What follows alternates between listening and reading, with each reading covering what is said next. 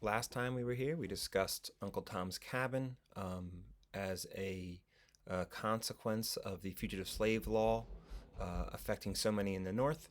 Um, and time will move on. Uh, Franklin Pierce is going to be elected in 1853, and he is going to enforce the fugitive slave law strictly. His actions are going to harden the opposition, which means his actions are going to make the people who oppose the fugitive slave law and all laws like it much more firm in their hatred of the law. It's not going to do what the South hopes it's going to do, and it just makes the people who are against these laws uh, stronger in their convictions. In 1854, the dispute over slavery is going to erupt in Congress again. The Congress will be shown a bill introduced again by Stephen A. Douglas, an Illinois senator who had forged the Compromise of 1850 4 years early. He is back at it again. He hopes to encourage settlement in the West and open up a way for a transcontinental railroad to go from the East Coast to the West Coast.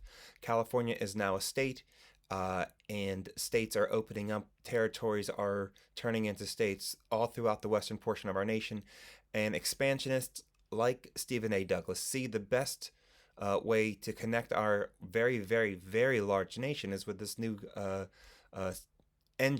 steam engine railroad. It's something that he is focused on.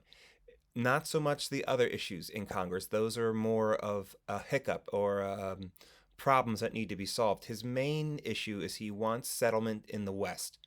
And the best way to do that is to get people out there. And the best way to get people out there is by putting them on a railroad and moving them by train. Commerce as well.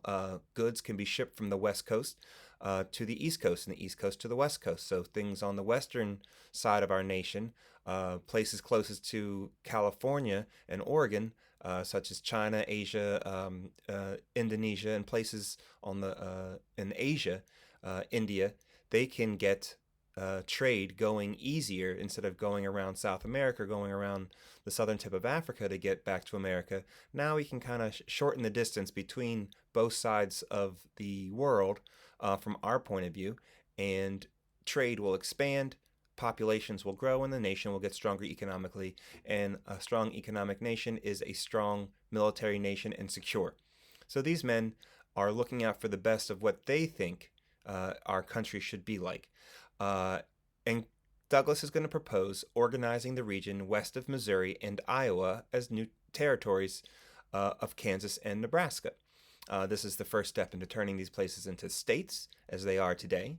And he's trying to figure out a way to expand the nation that everybody in Congress, especially the Senate, will allow. The North and the South will accept this bill if Stephen A. Douglas can solve the small problems that go along with it. And by small problems, I mean extremely large problems. But his bill will reopen conflict about slavery in the territories.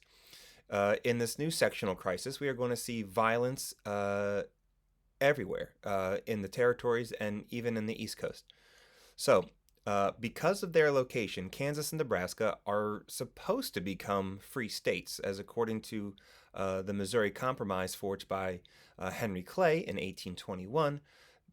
The line that separates the northern and southern portions of the uh, Louisiana Purchase territory is 36 degrees 30 minutes north latitude. This is the line that is the boundary between slavery and freedom in the Louisiana Purchase. Douglas knows that the Southerners would object to having Kansas and Nebraska become free states because they're both north of the line, and that would give northern free states the advantage in the Senate and overrule them on everything related to slavery. As a result, Douglas is impossible to go forward having these be free states. He can't make them slave states because that would violate the law, and that would also make the Northerners would never have it. So he is stuck. And he comes to the conclusion that if the law is the sticking point, then let's get rid of the law and allow the settlers of these territories decide. We call that popular sovereignty. Popular sovereignty is an extremely easy concept wrapped around a very difficult word to pronounce and spell. Popular sovereignty just means let the people decide for themselves what they want to do. This is what our country's founded on. This is the essence of democracy. Let the people choose. Have them directly choose what they want. And that is going to appeal to many people. And Douglas is hoping this will allow the Senate to get past their problems by saying it's not in your hands. You don't have to make decisions that will upset your voters. You can allow your people to let your people know that you didn't make your decision yourself. You allowed the people the freedom to make their own decisions, hoping that this would be the way to do it. Now, obviously, Northerners are going to protest strongly because this is going to repeal the Missouri Compromise. This is going to erase the fact that the North was guaranteed these lands that once they became states, they'd become free states that has been on the books for 30 years. And opponents are going to demand that Congress votes down the bill. Southerners in Congress, however, obviously very happy and support the bill.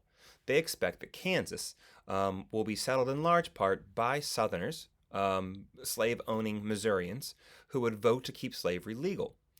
Now, it took a little bit of backing from the President Pierce, and Congress is going to get enough votes to pass the Kansas-Nebraska Act, as it's known, not by a lot of votes, but by enough votes to get the majority. Now, Stephen A. Douglas was very powerful, not just because he was influential and a natural leader, but because he went to the president's house and he told the president that he would ruin the president's reputation and erase any chance of him getting a second term because of the things that he could do, the power that he wielded in Congress. And he bullied Pierce, and Pierce went along with Douglas, for better or for worse. Northern Democrats in the House are going to split evenly on this vote, revealing the deep divisions in the Democratic Party. Many Northerners become convinced that the compromise with the South was no longer possible. We can no longer get along with the South. They are going to be stubborn, and they are going to do whatever they have to do to keep slavery and to keep our nation from ever becoming a free nation. And Northerners don't believe that they will compromise on the fact.